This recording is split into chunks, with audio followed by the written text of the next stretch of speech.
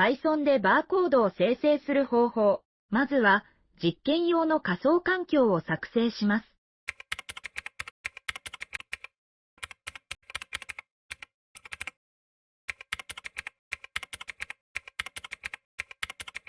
バーコードを生成するライブラリをインストールします。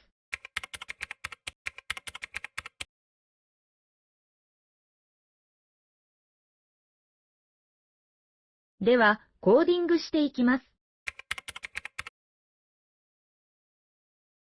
まずは、ライブラリをインポートします。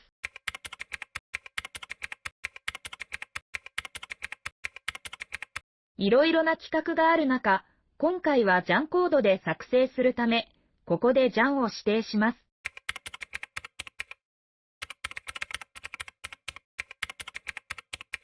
JN の中に今回表示したいコードを入力します。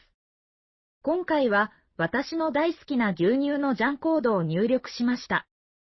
では、作成した Jan コードを表示してみます。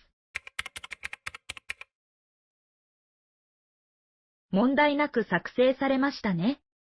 興味があれば、ぜひ挑戦してみてください。動画を見ていただきありがとうございます。高評価とチャンネル登録をよろしくお願いいたします。また、次回の動画で会いましょう。